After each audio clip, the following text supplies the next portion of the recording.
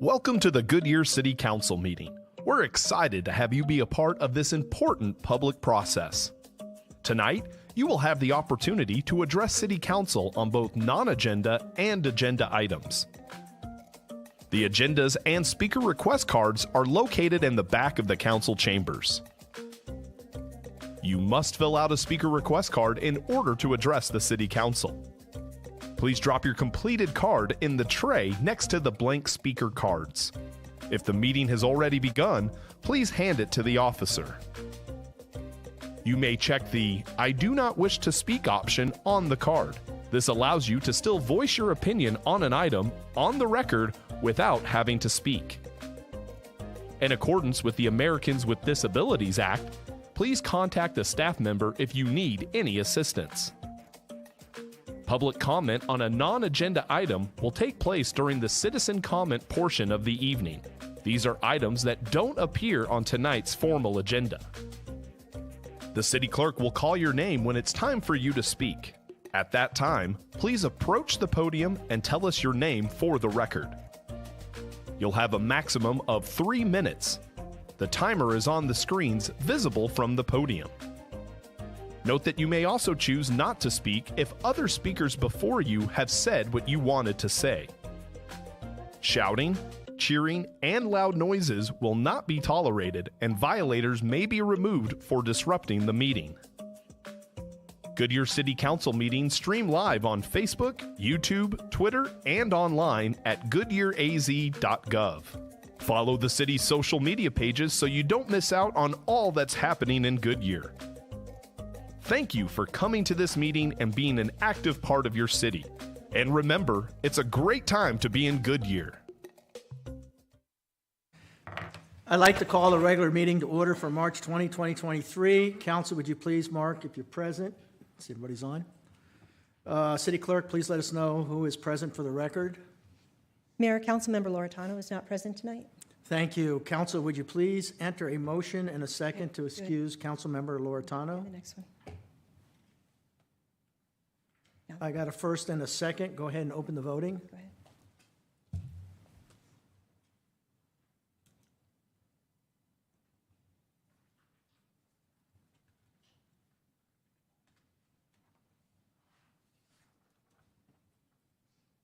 Passes 6-0. Thank you all. Would you please join Councilmember Stipp in the Pledge of Allegiance and invocation?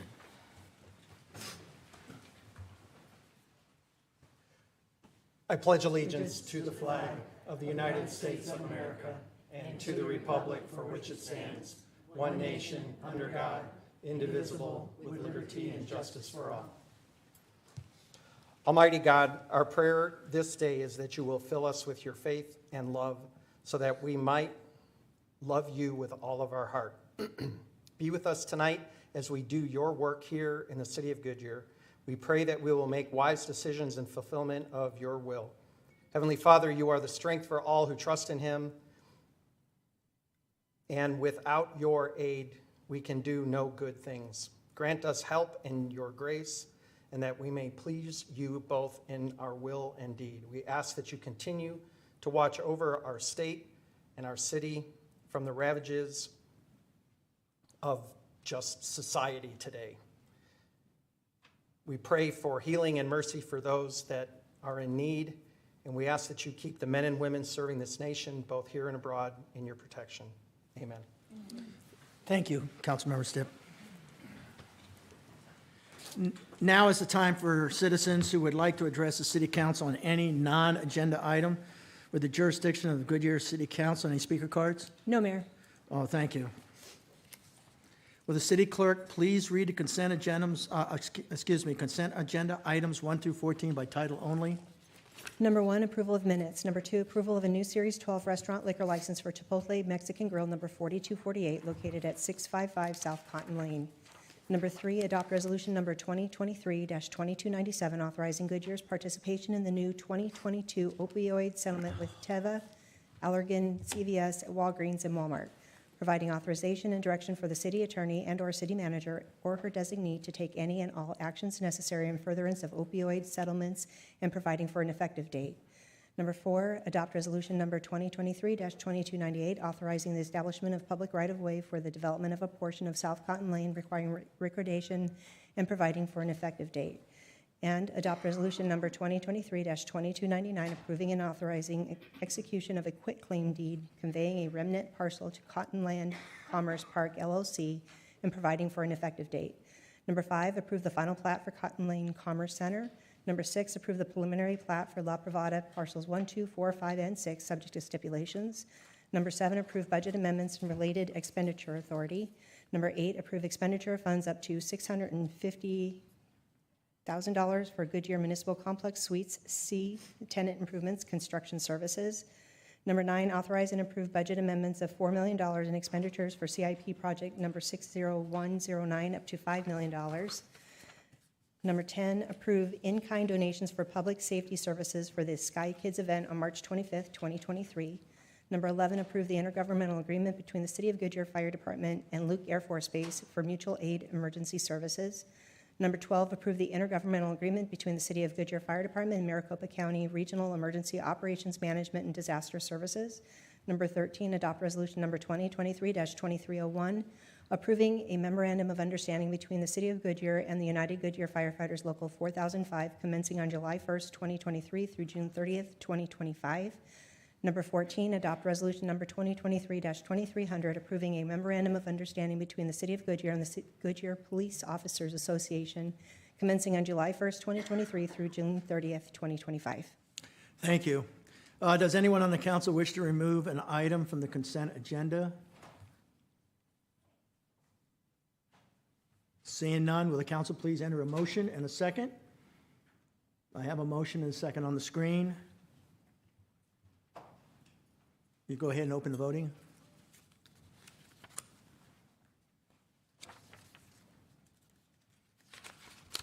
Passes 6-0. We have 3 public hearings tonight. The first public hearing item is to consider is a special use permit for a storage facility. Open the public hearing. Please introduce yourself to the public. Thank you.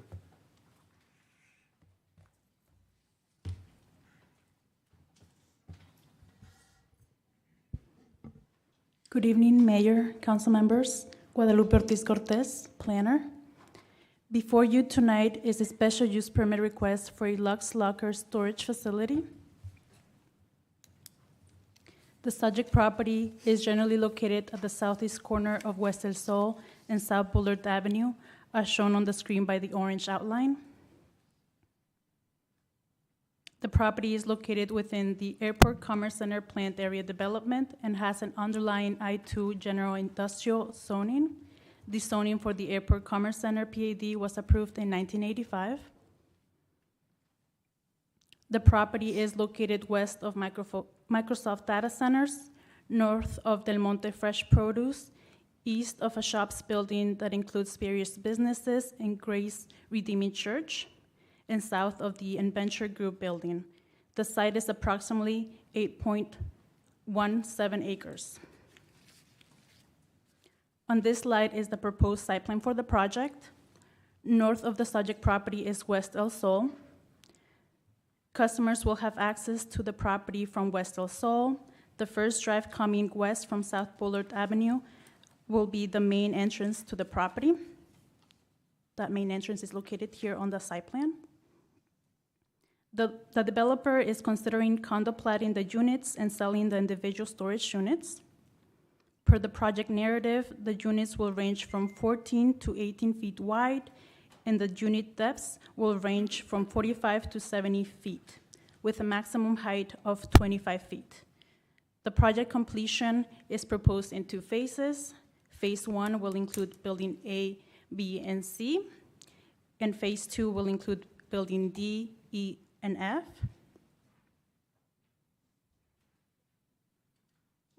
On the screen are the proposed elevations for Lux Locker. The proposed building elevations include a variety of materials, such as vertical and horizontal metal panels, and metal panels with stucco finishes in shades of brown and tan. The front elevation of Building A, facing West El Sol, will also include stone.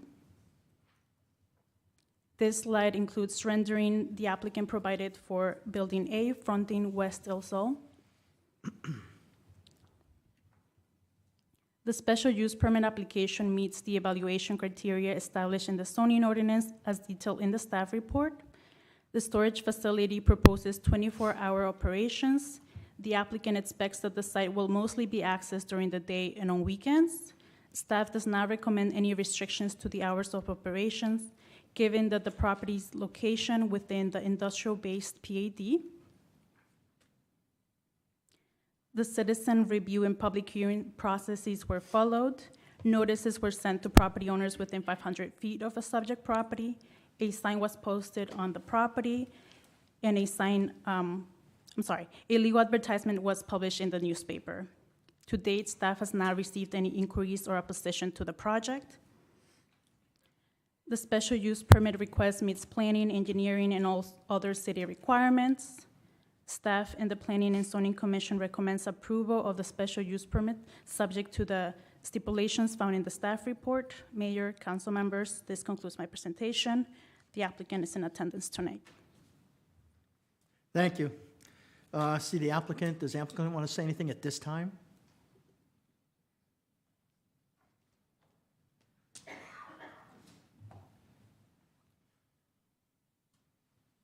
Good evening, Mayor and Council. My name is Adam Baugh, 2525 East Arizona Biltmore Circle. I won't add much. I'll just simply say that the idea behind Lux Locker is a chance for you to own your own garage space for your boat, quad, RV, and let your wife be able to park in her car in the garage again. And so it's a chance actually for a number of individual owners to own their space, subject to a property owners association with bathrooms and all the AC units, so you can protect your hobby vehicles or your precious RV and keep it in a place that's safe, because a lot of your HOAs don't allow you to park these on the side of your yards and your driveways. It is consistent with the surrounding zoning. It's allowed under the use subject to this SUP. And given that we don't have any opposition, no inquiries, staff recommendation approval, planning commission recommendation support, I think I'll just cut my presentation very short and be available if you have any questions. Okay, thank you. Any speaker cards? No, Mayor. All right, with that, I'm going to go ahead and close the public hearing. Oh, first of all, anybody in the audience like to speak?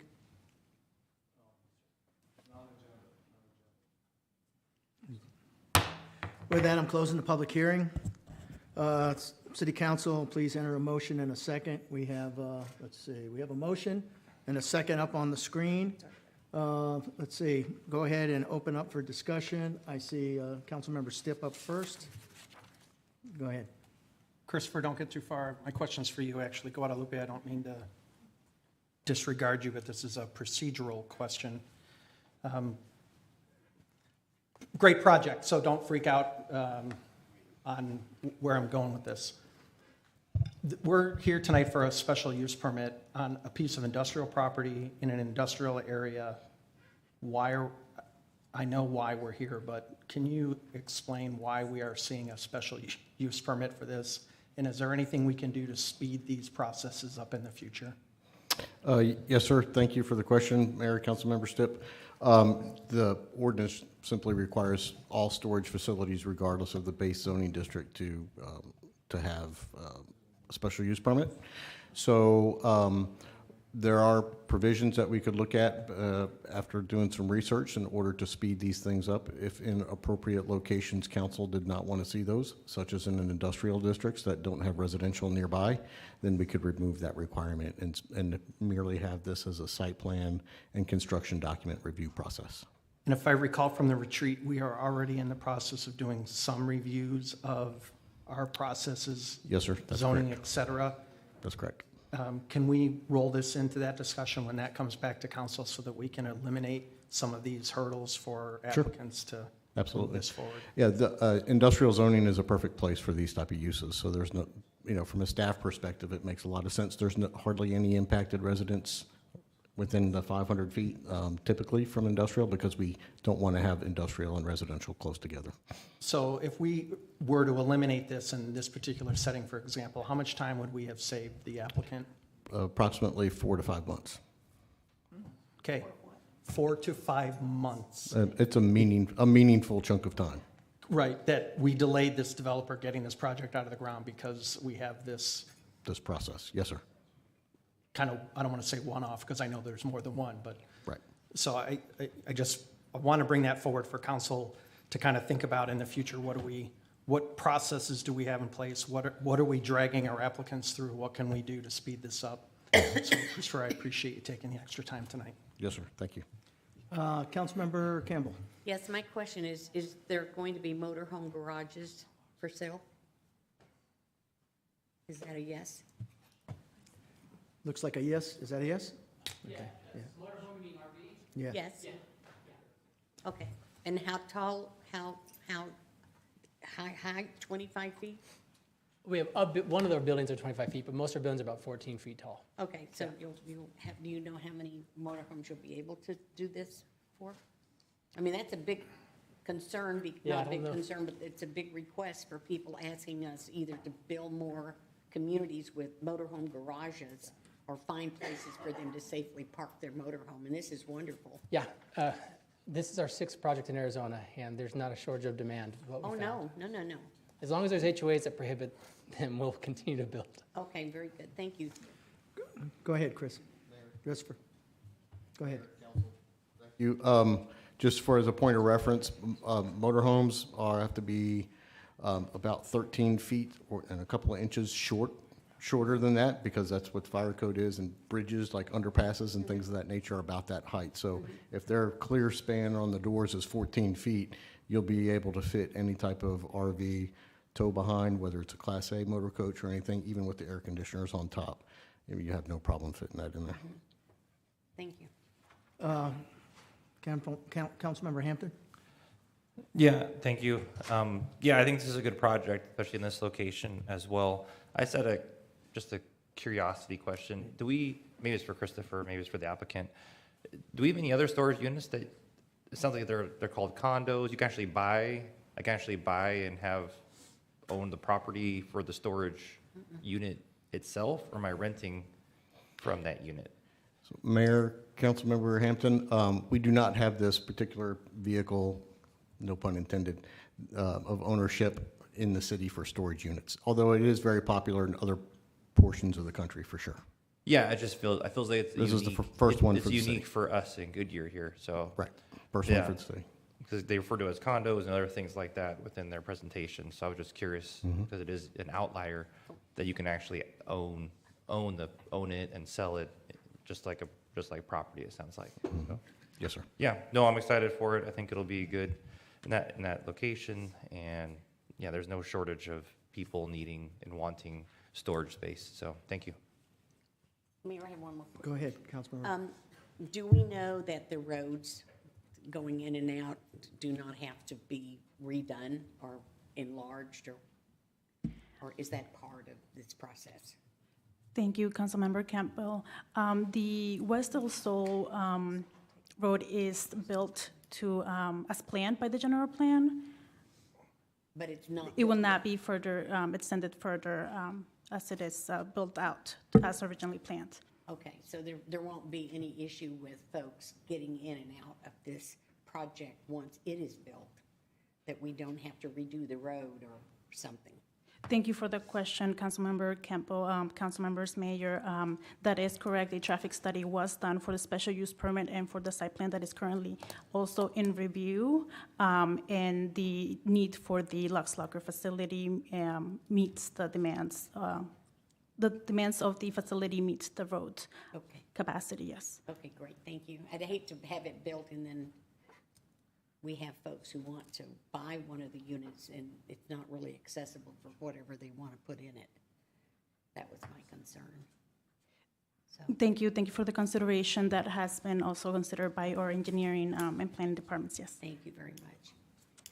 Thank you. I like this concept because there's a lot of places where you can't park these vehicles. You know, they don't have garages, et cetera. And I think it's a need that's out there that you're going to find very popular when this thing gets built. So I'm all in favor of it. So with that, let's see, we have here no further discussion. Can you open up the voting?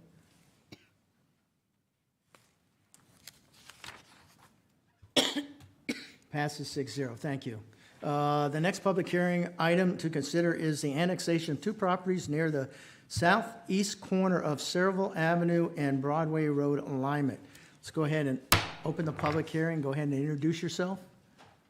Good evening, Mayor Pizzillo and Council. My name is Christian Williams, Principal Planner here with the City of Goodyear. May I have Elmo, please?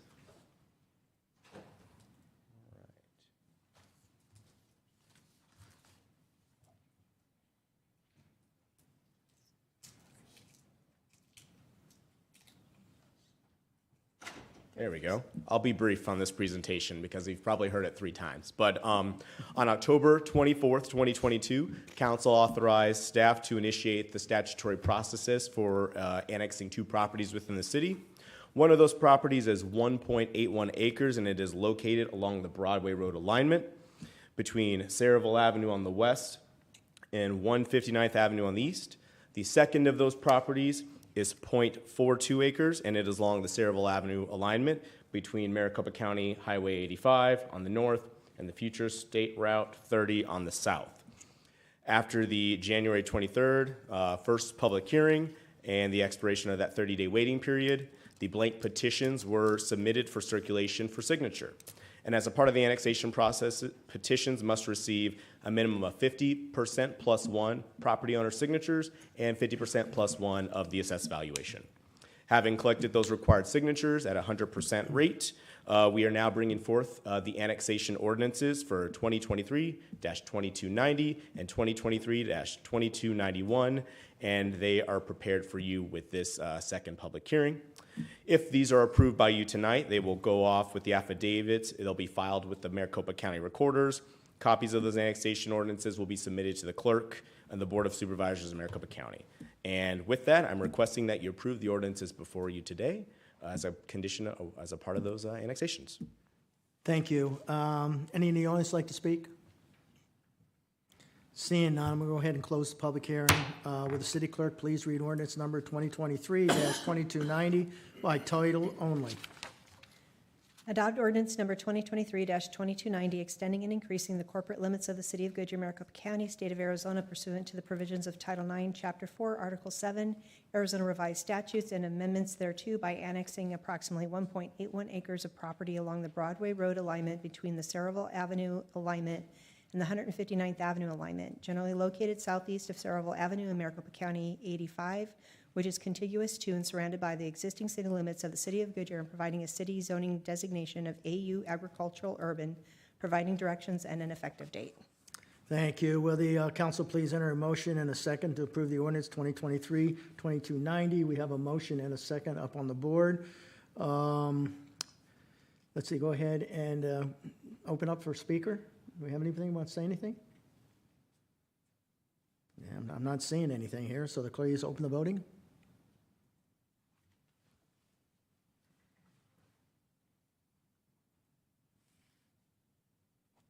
Motion carries unanimously 6-0. The city clerk please read ordinance number 2023-2291 by title only. Adopt ordinance number 2023-2291, extending and increasing the corporate limits of the City of Goodyear, Maricopa County, State of Arizona, pursuant to the provisions of Title IX, Chapter 4, Article 7, Arizona Revised Statutes, and amendments thereto by annexing approximately 0.42 acres of property along the Saraville Avenue alignment between Maricopa County Highway 85 and the future Arizona State Route 30, Tres Rios Freeway, generally located southeast of Saraville Avenue in Maricopa County 85, which is contiguous to and surrounded by the existing city limits of the City of Goodyear, and providing a city zoning designation of AU Agricultural Urban, providing directions and an effective date. Thank you. Will the city council please enter a motion and a second to approve ordinance number 2023-2291? I have a motion and a second on the board. Open for discussion. Seeing none, will you open the vote?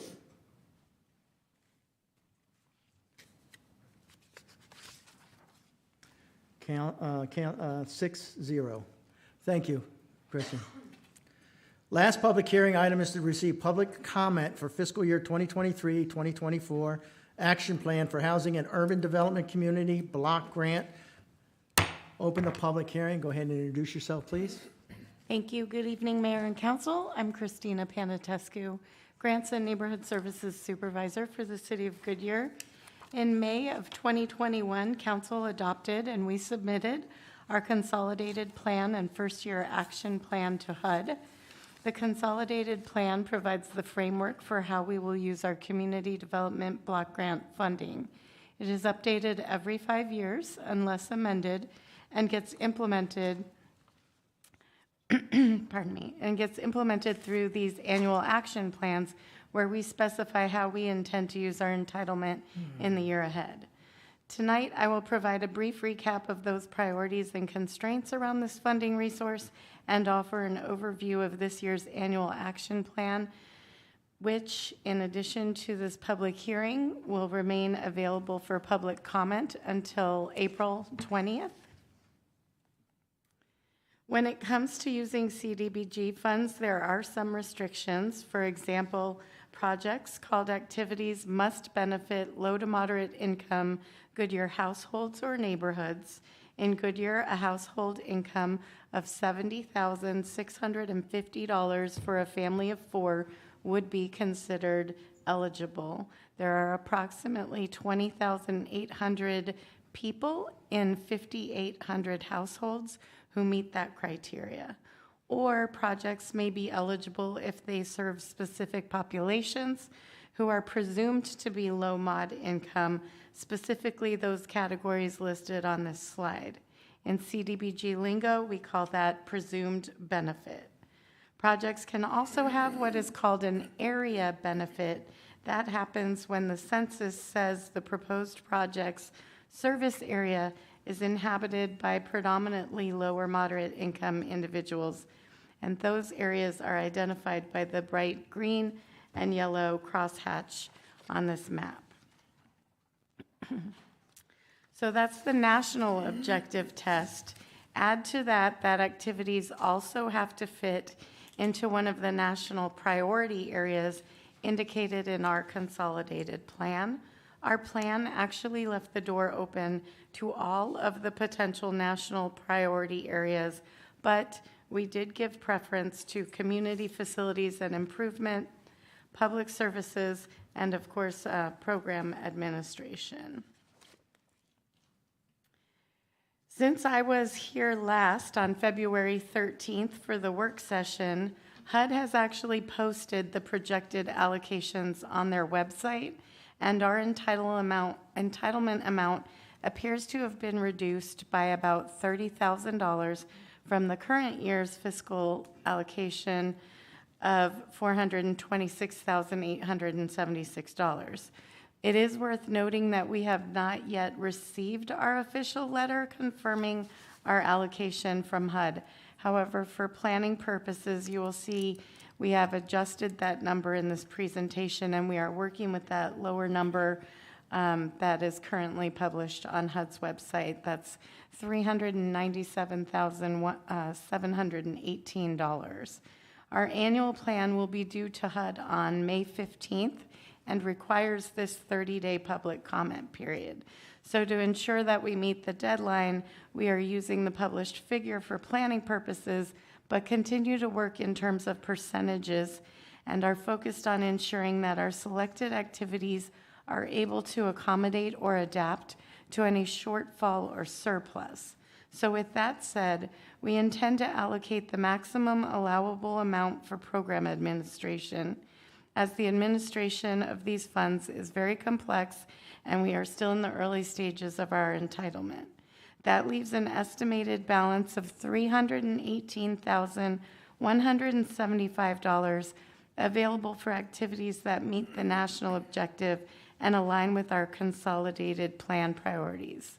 Given the anticipated award amount and the further administrative burdens that accompany these funds, at this time, staff recommends continuing to focus on capital community improvement type projects rather than public services or other low priority activities.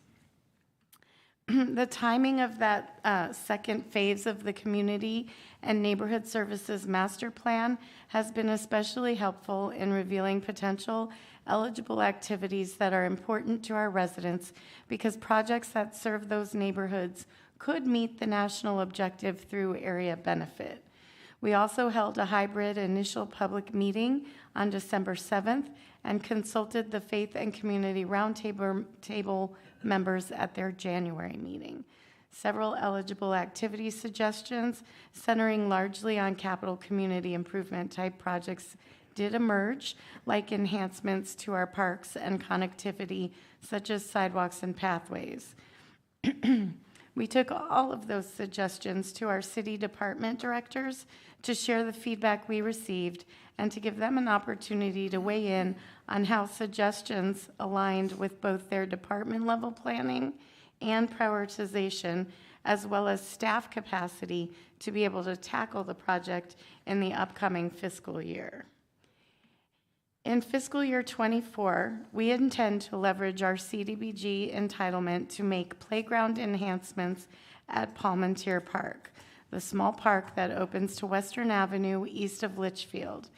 As a part of our Neighborhood Services Master Planning and CDBG public meeting process, residents from the neighborhood have expressed a desire for improved playground equipment and amenities at this park, citing a lack of accessibility for small children and individuals living with a disability, as well as a lack of activities for older children and teenagers in the south section of historic Goodyear.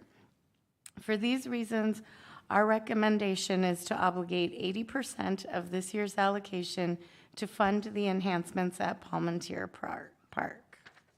The total project cost indicated on this slide has been rounded for budget purposes. So this draft plan will be available beginning tomorrow on the city's website at goodyearaz.gov/CDBG and will remain open to public comment through April 20th. Any additional public comments will be incorporated into the final plan, and I will seek authorization to submit the plan to HUD at your May 8th meeting. As long as HUD agrees that our project is eligible, funds will be available after July 1st, and I'll be back to get your guidance in the planning process again about this same time next year to identify recommendations for our fiscal year '25 annual plan. Thank you. Got it?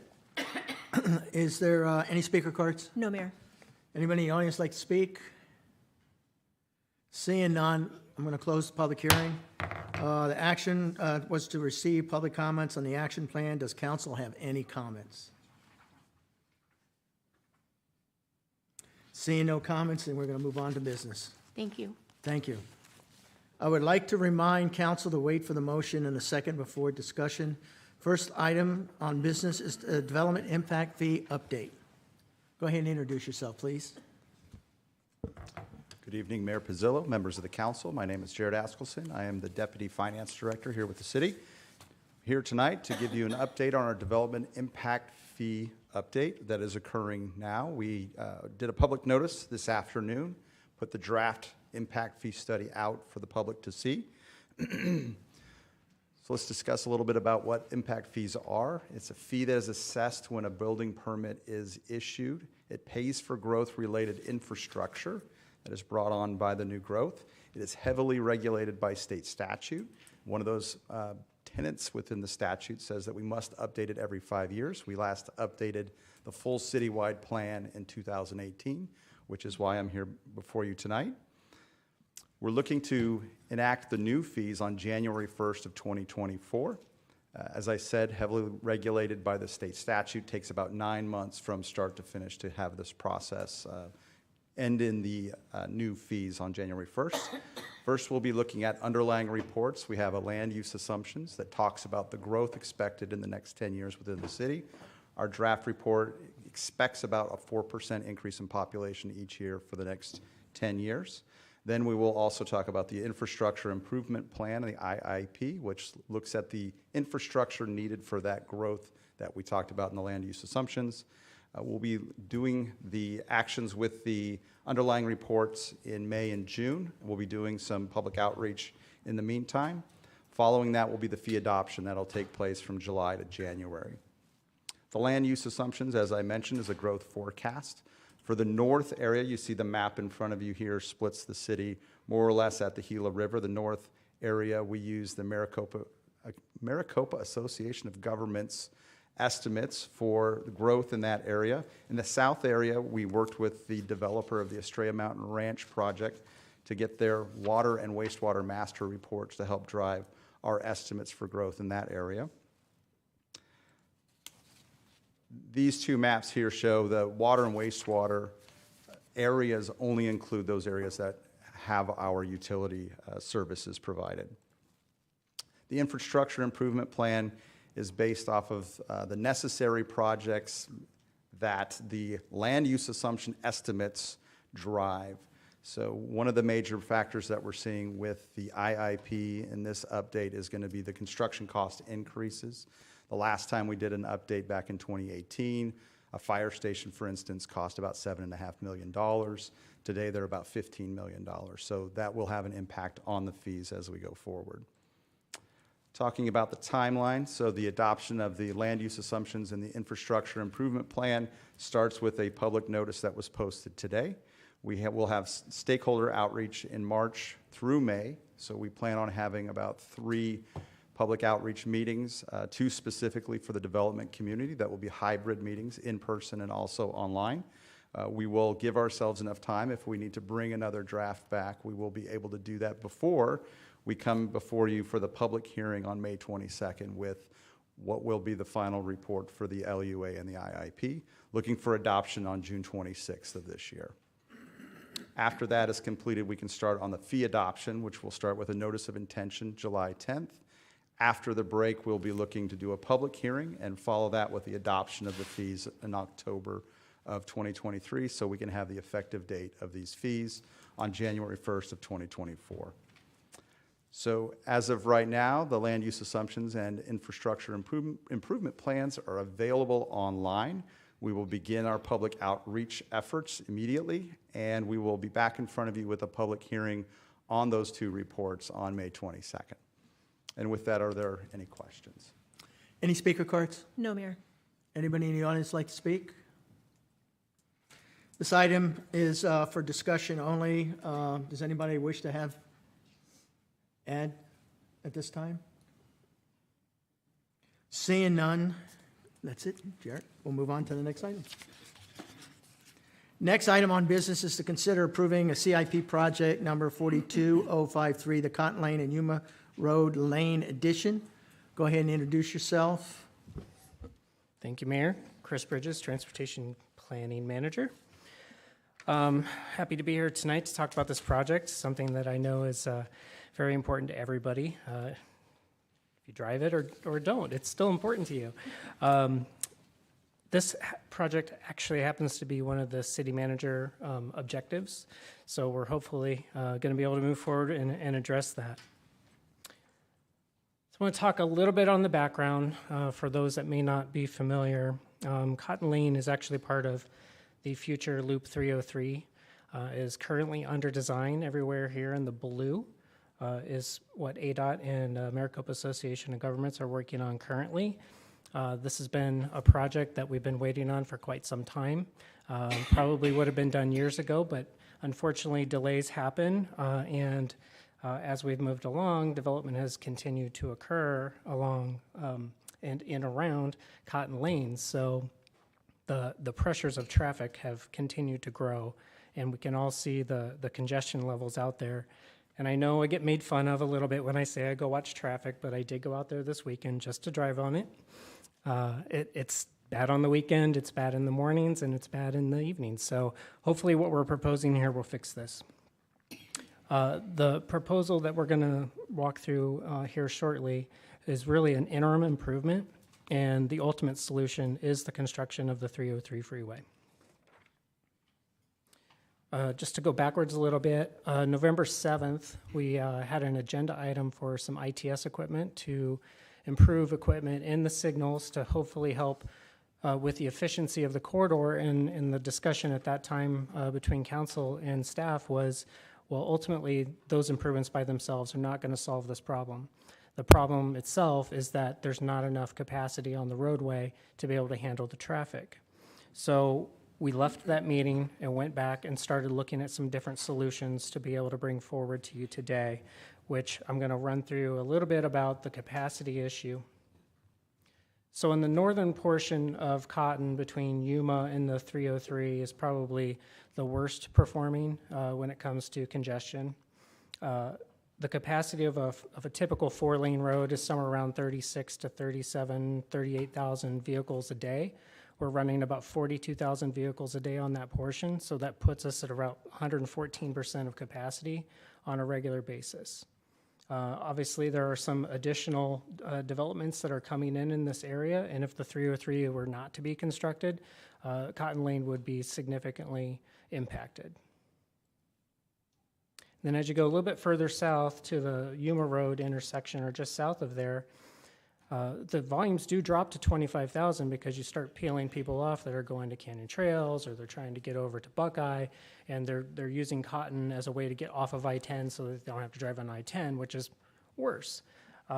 But you lose a lane when you get south of Yuma, and now you've got a 2-lane road, which a capacity of that is somewhere around 18,000 cars, and we're running 25,000 cars a day, so about 137% over what the regular capacity of a 2-lane road would be. So any activity that happens on this corridor, if somebody stops or slows down or wants to make a turn, it impacts all of the traffic behind them.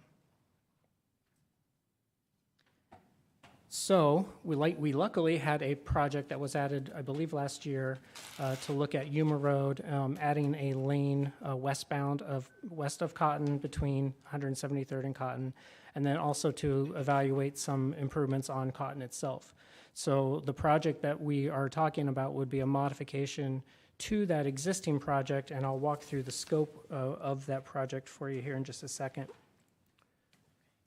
I'm not going to read all this, but I will walk through. I do have some slides that are a little easier to understand, but essentially we will be keeping a right turn, southbound right turn lane on Cotton at Yuma. We will be adding an additional through lane and an additional receiving lane at that intersection to be able to get more vehicles through that each time it turns green. And then when you get down to the Moose Lodge, the one last pinch point there is Pima Street, where people are trying to make a left, and if they are stopped because there's enough traffic coming north, then that then backs up into the Yuma intersection.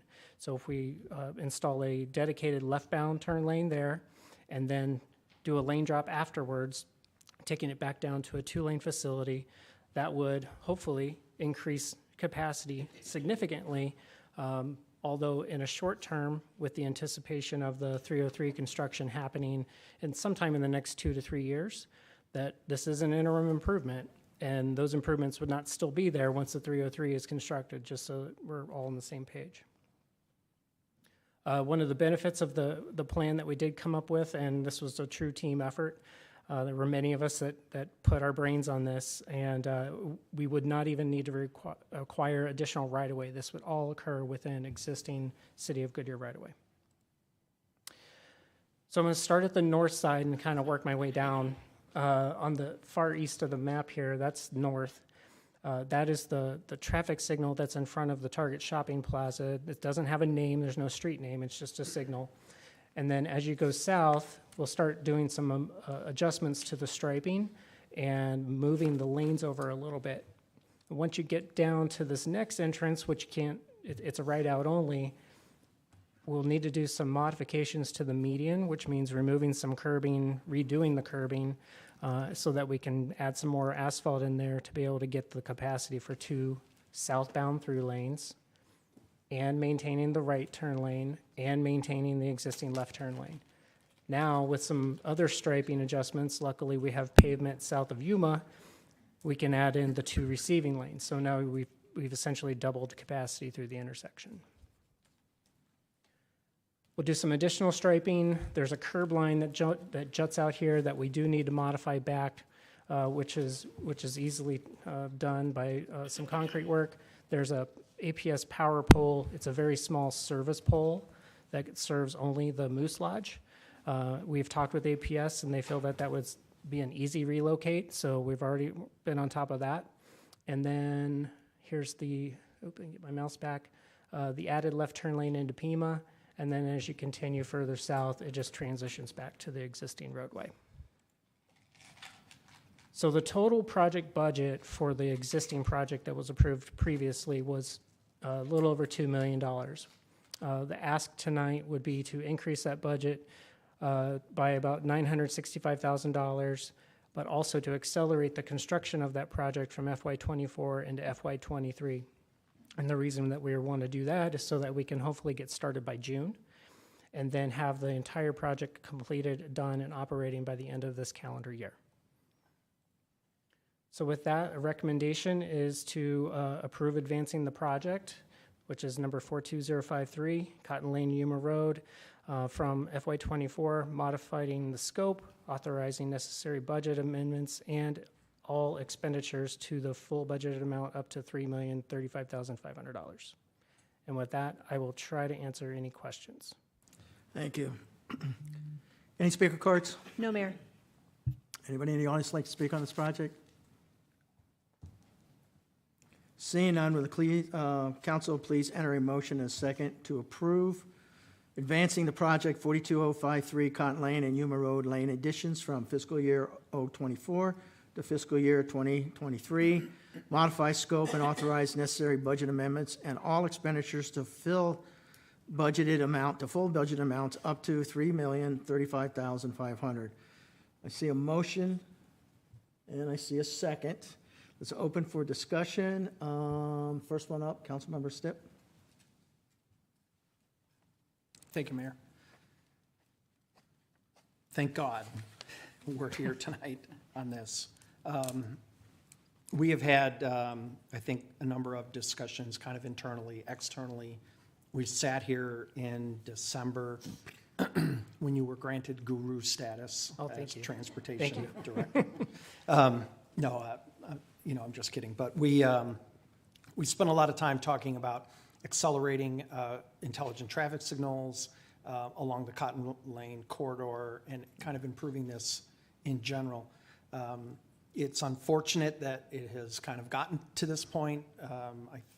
We all know that the 303 south of I-10 was supposed to have already been under construction, but with various delays, both in the veto of Prop 400 extension, et cetera. I'm looking at Chris, and I know you know all this, but for those that are listening at home, we have been good players within the regional system, but we've kind of gotten to a point where enough is enough. And I cannot begin to congratulate Chris and I'm going to say everyone, because I know it wasn't just you, and it wasn't just engineering. There was a number of departments that worked on this, the manager's office, et cetera, to move this project forward. This is absolutely critical for moving traffic north and south in this city. And the fact that we're able to do this, we were in a meeting, a transportation meeting, talking about this project, and there was a great deal of concern about having to get rights of way and this whole thing being delayed. And I really appreciate you guys finding yes in this problem to get us to the point where we can actually start this construction now. It's monumental. For the rest of council and for anyone listening, I do want to tell you that at our last Transportation Policy Committee at MAG, we did talk about the importance of 303 South. In the existing Prop 400, there was some discussion about what if SR 30 wasn't going to be built, did we even need to finish it? We had full regional support on completing 303 from the I-10 south. It originally was supposed to terminate at Lower Buckeye, but we have been able to find a design alternative which actually takes it down to MC 85. And that is in the current Prop 400 funding mechanism and currently within design. So while this is a lot of money spent on the short term, while that construction is going on, et cetera, this will be a huge benefit to this community. So I cannot thank you enough for leading this forward, and to everyone on staff. This is a home run of home runs And everybody should be very proud of themselves for finding yes on this, so thank you. Councilmember Campbell? I have a question. Why the difference in the amount, 965,000? Is it that the price has gone up? Are we adding something additional to it, or what? Yes, we're doing additional improvements on Cotton a further distance than what was originally proposed in the other one. The other project, the original project, was focused primarily on Yuma with what can we do a little bit on Cotton. This expanded that length of the project limits and then, of course, then brought in additional concrete and pavement and all those things. But it does not widen Yuma from Cotton eastbound, right? That's Eastbound, the developer no. that owns that corner has to do that, correct? Correct. Eastbound would either be the developer doing the half-street improvements or a city project at some point in the future if that were to not occur. Okay, thank you very much. Councilmember Hampton? Yeah, I'd like to echo what Councilmember Stipp mentioned as well. This is a huge, huge issue down in that area with the overuse or of that road with it not being built out completely. So I used to drive this road every day. So I live down this area. So I really appreciate the hard work because it can be very dangerous, especially as everybody's coming down very quickly down that road. And if anybody takes the left-hand turn, you're stopped, and it can be very, very dangerous. So I know this is a bridging strategy, but I think it's definitely needed because we're not 100% sure when, because MAG has told us in the past and that things will be timelines change. So I appreciate this. This will definitely help alleviate. It's not going to solve it, but it'll definitely help alleviate, especially for all the residents that use this as their main commute back and forth, either out of Estrella or Canyon Hills or this general area here. And especially with all of the new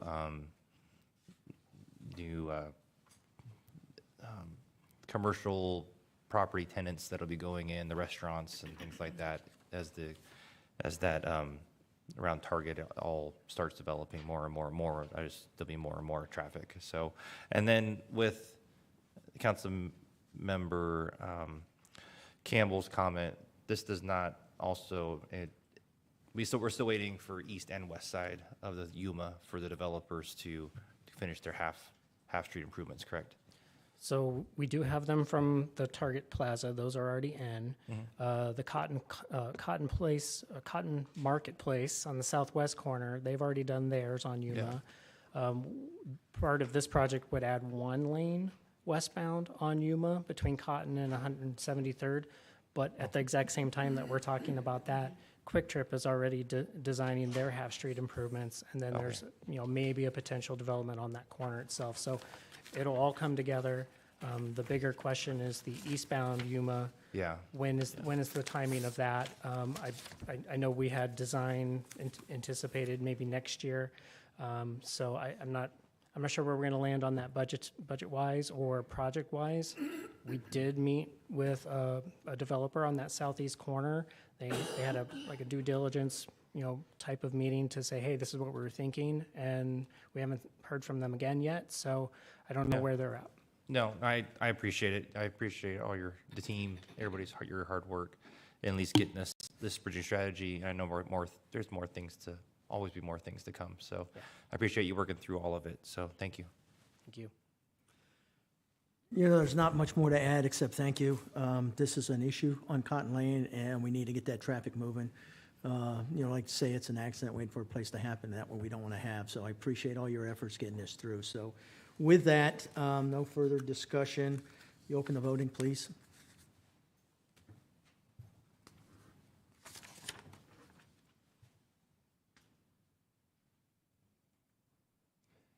Motion passes 6-0. Thank you. Thank you, Chris. Last item on business, consider approving a comprehensive sign package for the 10 Goodyear Commerce Park. Go ahead and introduce yourself, please. Thank you, Mayor and Council. Katie Wilkin, Deputy Director of Planning with the City of Goodyear.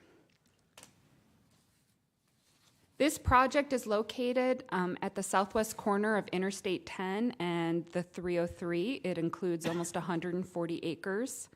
It is planned for 5 industrial buildings totaling over 2.2 million square feet. There are going to be driveways from the project to the I-10 and 303 frontage roads, as well as Citrus Road.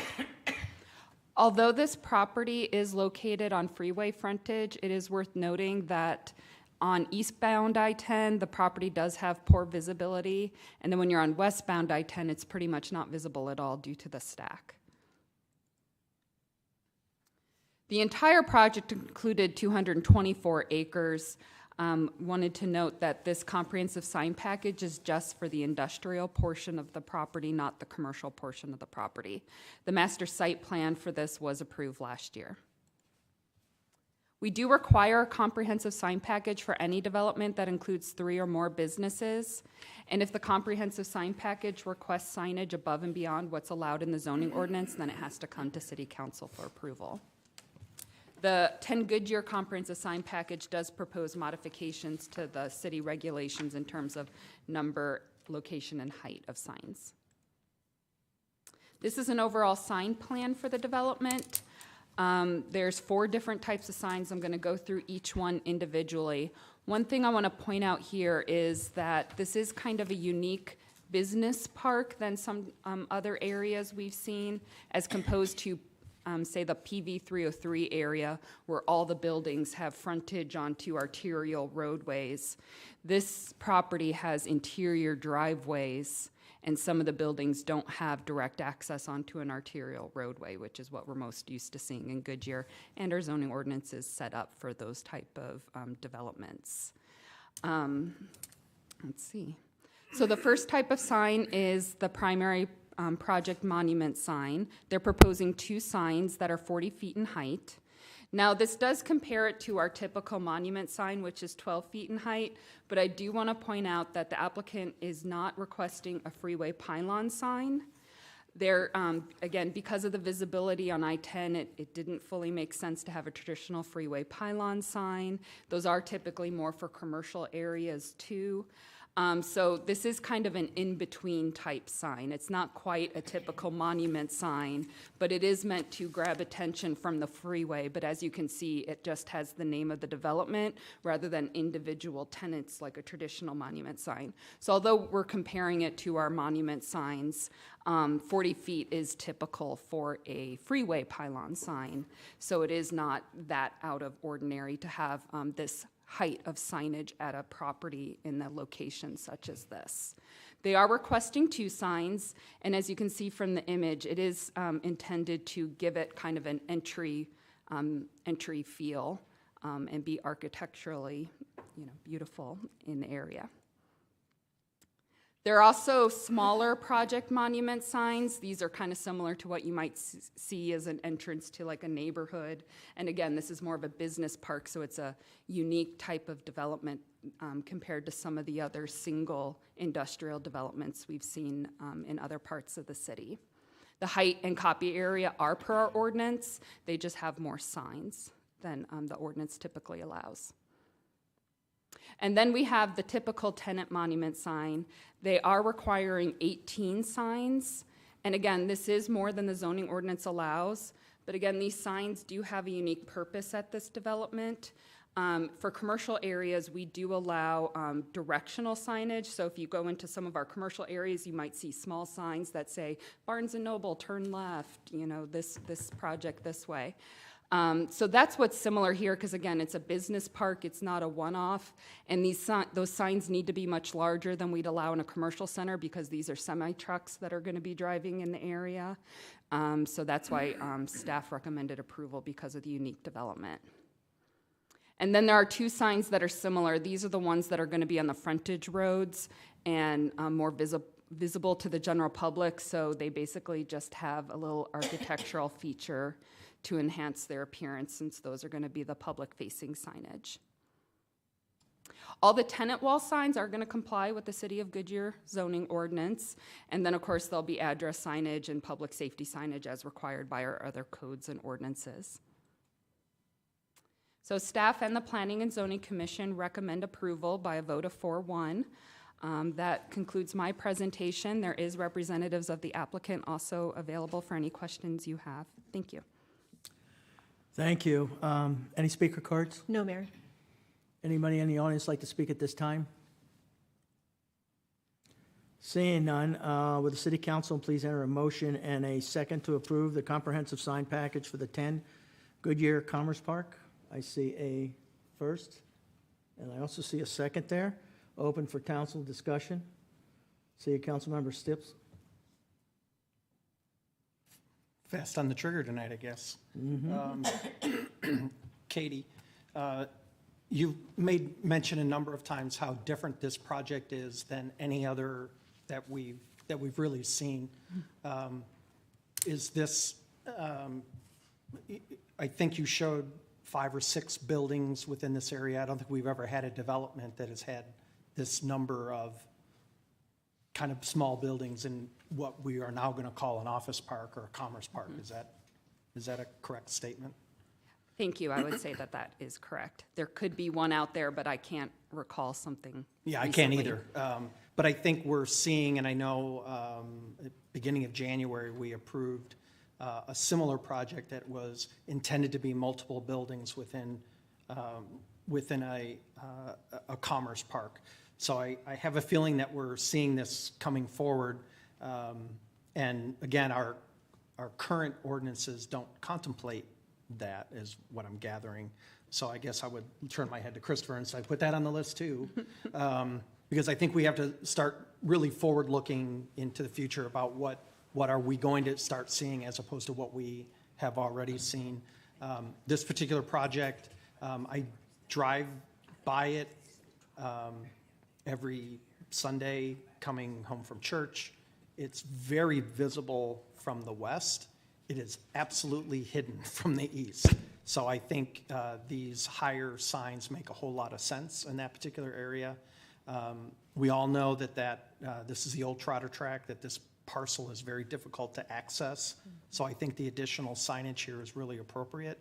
And I, again, want to congratulate you and the staff on kind of forward-looking beyond our usual and getting to a point where we could really be accommodating for something that we've never quite seen before, and our ordinances don't adjust to that. So I thank you for that, and obviously I'll be supporting it. Councilmember Campbell. Can you tell me where the Commerce Park is in the pipeline of getting their permits or building or what? Is this just a step before they do anything?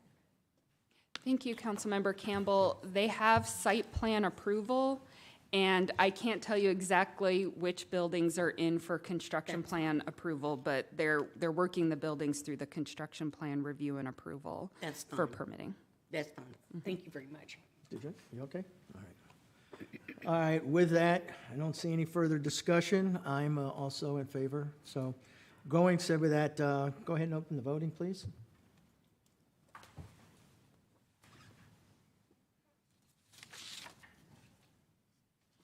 Motion carries 6-0. Right now, we're at a point where the council have any comments, commendations, or reports on current events or requests for future items.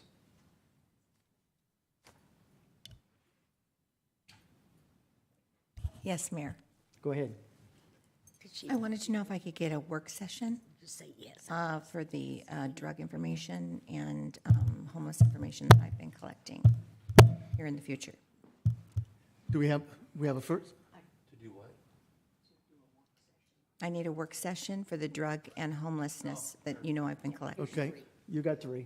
Okay, great. Okay, Thank you. City manager? Thank you. So noted. guys. We got 3? Okay, good. All right, with that, anybody else have to add anything?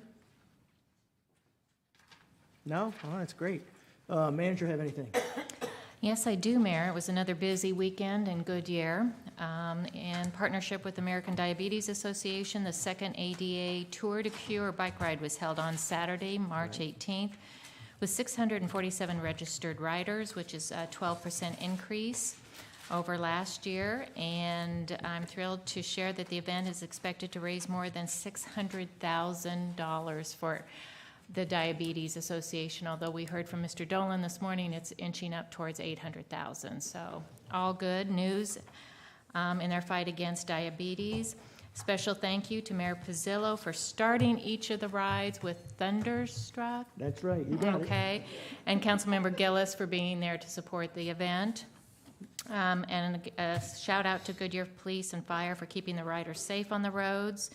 and all the staff that worked to coordinate the event, and they are looking forward to coming back next year, according to Mr. Dolan from the Cleveland Guardians. Yeah, it was a great event. It was. Thank you for that Oh, I have update. one more. Oh, go We ahead. had the third weekend of the Goodyear Farmers Market was on Sunday, March 19th. Over 2,000 people enjoyed over 50 local vendors, and we are seeing more produce there from Anita Area Farms, Coldwater Coffee House and Bakery, and High Heels and Vegetable Peels was present, so representing 10 local farms. DJ Cruz took the stage playing Latin and pop favorites. So All right, that's it. go ahead, Councilman Stipp. You know, there was a lot of chatter over the weekend about the farmer's market and how it started to pick up steam based on word of mouth as opposed to anything else. So while everybody was thrilled with that, it made me wonder how did that become the best kept secret of what we were doing? I don't know, but a lot of people were very excited about it and were kind of pumping it up, you know, in their own social networks and whatnot. And so I think it's just another great example of what we can do in the square, but just wanted to bring that little point out. Thank you. Mayor, Go ahead. I did go to the farmer's market, and there was absolutely no parking at the library because everybody was at the farmer's market. So we need to rethink on that Sunday. We need to be able to be accessible to the library itself. And people, they don't, when new folks come, they don't know to go park in the garage that it's free, possibly. I don't know, but we only had maybe 10 cars at the most in the garage, and the entire parking lot around City Hall and all of our parking was totally full. And I know none of us were here inside but it would be helpful if we had some parking signs, I think. Okay, Because thank this you. is so new for us. Good point. I appreciate that. Thank you. Good point. Thank you. All right, with that, next meeting will be April 10th at 5 PM. No further business. Meeting's adjourned.